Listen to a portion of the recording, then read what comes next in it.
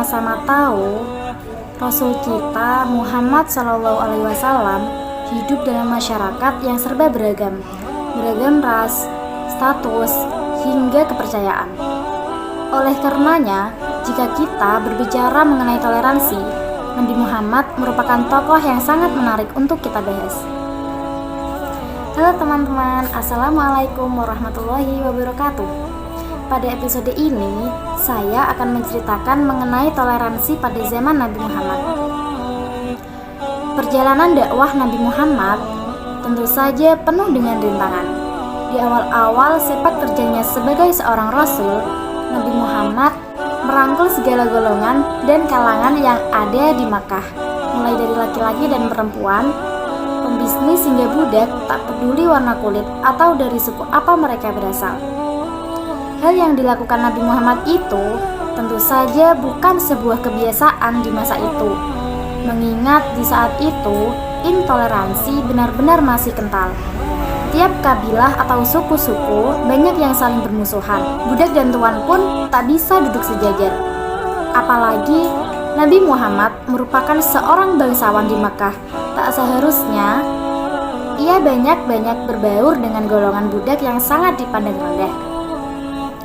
Di saat itu, Nabi Muhammad membawa kepercayaan baru bahwa status manusia tak dilihat hanya dari suku mana ia berasal atau seberapa banyak harta yang ia genggam. Nabi Muhammad membawa kepercayaan yang tabu pada saat itu, kepercayaan yang saat ini kita kenal dengan nama Islam.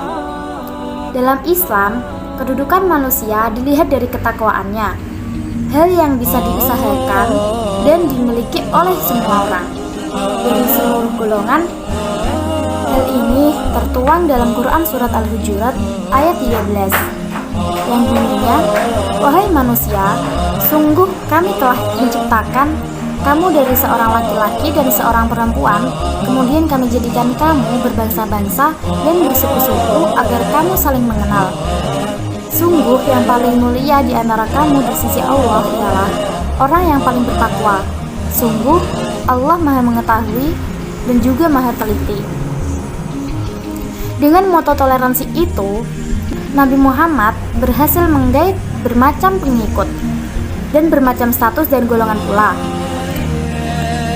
Selama hidupnya, guna menyebarkan kepercayaan yang menjunjung tinggi toleransi, tentu saja Nabi Muhammad telah mencontohkan sikap toleransi yang tak terbilang jumlahnya.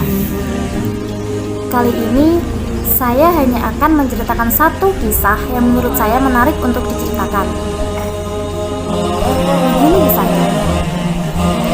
Dahulu di tahun pertama Hijriyah, Nabi Muhammad dan rombongan muslim berhijrah ke Madinah. Hijrah itu dilakukan karena Makkah sudah sangat tidak kondusif untuk ditinggali umat muslim. Singkat cerita, di Madinah Nabi Muhammad diangkat sebagai pemimpin. Madinah merupakan kota dengan penduduk yang memiliki kepercayaan yang beragam, mulai dari Muslim, Yahudi, Nasrani, dan lain-lain. Suatu ketika, terjadi keributan antara kaum Muslim dan kaum Quraisy serta Yahudi.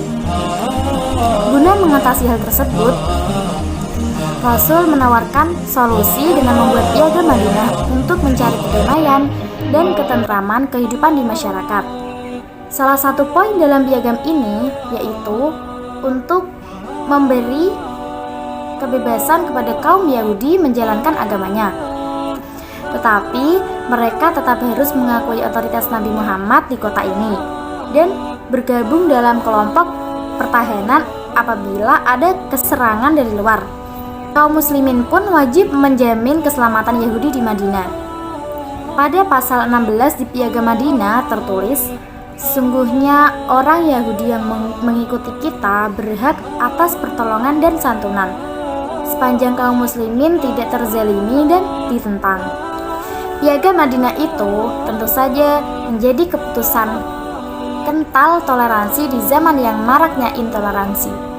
Dengan Piagam Madinah, seluruh golongan masyarakat di Madinah dituntut untuk turut bersama-sama, saling bahu-membahu, menjaga keamanan dan kesatuan Madinah.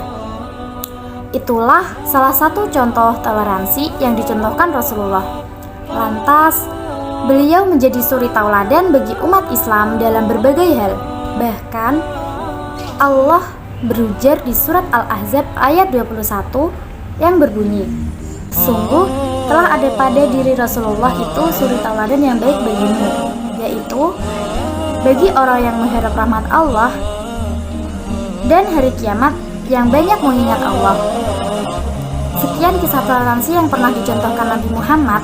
Semoga kita bisa mengambil pelajaran di kisah ini.